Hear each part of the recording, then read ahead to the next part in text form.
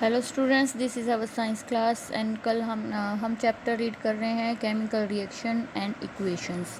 ठीक है, तो कल हमने कैटलिस्ट के बारे में पढ़ा था लास्ट में कि कैटलिस्ट क्या होता है। एक ऐसा एजेंट होता है जो केमिकल रिएक्शन को इंक्रीज या डिक्रीज़ कर सकता है लेकिन खुद पार्टिसिपेट नहीं करता।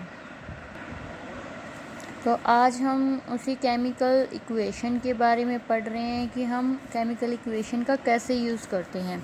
ये हम पढ़ रहे थे कि केमिकल इक्वेशंस कैसे शो होती हैं। अगर हमें टेम्परेचर दिखाना है तो हम डेल्टा का यूज़ करते हैं, सनलाइट प्रेशर दिखाना है हम इस एरो पर राइट कर सकते हैं। कुछ और रूल्स हमने किए थे कि सिंबल यूज़ करते हैं, स्टेट को हम शो कर सकते हैं। ठीक है, एक और यहाँ पे वे है कि जब भी केमिकल रिएक्शन में कोई गैस प्रोड्यूस्ड होती है प्रोडक्ट साइड में, तो उसको एरो से हम शो कर सकते हैं, अपवर्ड एरो की बाहर जा रही है। अपवर्ड एरो का यूज़ करते हैं। एग्जांपल है इसका, कार्बन और ऑक्सीजन मिलकर कार्बन डाइऑक्साइड गैस रिलीज़ कर रही है। ठीक है, गैस जब रिलीज़ होती है तो अपवर्ड एरो का यूज़ करते हैं। डाउनवर्ड एरो का यूज़ कब करेंगे? जब प्रेसिपिटेशन होता है, मतलब जब कोई सॉलिड फॉर्म में हमें प्रोडक्ट मिलता है, प्रेसिपिटेट होता है। जैसे कि जिंक ग्रैन्यूल्स और कॉपर सल्फेट को जब हम रिएक्शन करवाते हैं तो हमें मिलता क्या है, कॉपर की जगह जिंक ज़्यादा रिएक्टिव होता है, इसलिए उसकी स्पेस कौन ले लेगा? जिंक ले लेगा, और कॉपर हमें प्रेसिपिटेट फॉर्म में मिलता है। तो उस डाउनवर्ड एरो का यूज़ करते हैं हम प्रेसिपिटेशन को दिखाने के लिए। केमिकल इक्वेशन को ज़्यादा इंफॉर्मेटिव बनाने के लिए हम क्या करते हैं, हम उसकी स्टेट को रिप्रेजेंट कर सकते हैं। ज़्यादा इन्फॉर्मेशन मिलेगी, जैसे कि NaCl प्लस H2O। उन्होंने क्या किया, हम जब नमक को, NaCl किसका फॉर्मूला है? सिंपल सॉल्ट का है जो हम यूज़ करते हैं घर में, और H2O में जब हम उसे डालते हैं तो वो सोडियम आयन और क्लोरीन आयन में कन्वर्ट हो जाते हैं। NaCl किस फॉर्म में होता है? सॉलिड में, तो एक छोटा सा हम उसके लिए S लिखते हैं। H2O लिक्विड होता है तो L राइट करते हैं। AQ किसके लिए हम राइट करते हैं? एक्वस सॉल्यूशन के लिए यूज़ करते हैं। एक्वस सॉल्यूशन ऐसे नहीं कहते कि किसी भी लिक्विड में कुछ भी घुला हुआ हो। एक्वस सॉल्यूशन में सिर्फ वाटर होगा सोलवेंट, जिसमें से वाटर ही सॉल्वेंट होगा उसे ही एक्वस सॉल्यूशन कहते हैं। सॉलिड के लिए S राइट करते हैं, लिक्विड के लिए L और एक्वस सॉल्यूशन के लिए AQ।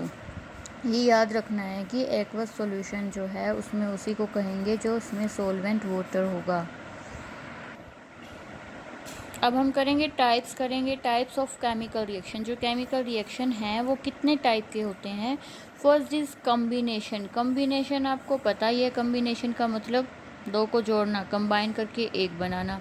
डीकम्पोजिशन, कम्बिनेशन का उल्टा हो गया, एक को डिफरेंट पार्ट्स में तोड़ना। डिस्प्लेसमेंट क्या होता है? कोई किसी और की जगह ले लेता है। डबल डिस्प्लेसमेंट क्या होगा? जब दो एलिमेंट म्यूचुअल एक्सचेंज कर लेंगे सीट का। ठीक है, अगर क्लास में देखिए दो बच्चे बेंच पे अलग अलग बैठे हैं, उनको एक बेंच पे बिठा दिया जाए, वो कम्बिनेशन हो गया। जब दो को अलग अलग करके एक एक पे बिठा दिया जाए, वो डीकम्पोजिशन हो गया। डिस्प्लेसमेंट क्या होगा? ए एक बेंच पे बैठा था, बी एक बेंच पे बैठा था, और बी और सी एक बेंच पे बैठे थे, लेकिन जब बाद में क्या किया, बी को हटाकर ए की जगह और ए सी को बिठा दिया और बी को अलग कर दिया, क्योंकि तो ए ने सीट ले ली ना बी की, तो ये क्या हो गया? Displacement reaction. डबल डिस्प्लेसमेंट क्या हो गया कि ए बी बैठे थे और सी और डी बैठे थे। यहाँ पे डबल डिस्प्लेसमेंट मतलब सी और बी को बिठा दिया और ए और डी को बिठा दिया। सी ने चेंज की तो इसकी जगह ए ने भी ली है ना, दोनों ने एक्सचेंज किया है, तो ये हो गया डबल डिस्प्लेसमेंट रिएक्शन। समझ में आ गया? कम्बिनेशन, जब दो बेंच पे अलग अलग बच्चे बैठे हैं, उन्हें एक पे बिठा दिया, वो कंबाइन कर दिया, तो वो कम्बिनेशन है। डीकम्पोजिशन क्या है? जब अलग अलग कर दिया जाए। डिस्प्लेसमेंट क्या है? एक दूसरे की सीट ले ली जाए। डबल डिस्प्लेसमेंट में म्यूचुअल एक्सचेंज होता है, मतलब दोनों तरफ एक्सचेंज होता है। ठीक है, अब हम इन्हीं को करेंगे डिटेल में, थोड़ा बता देती हूँ मैं।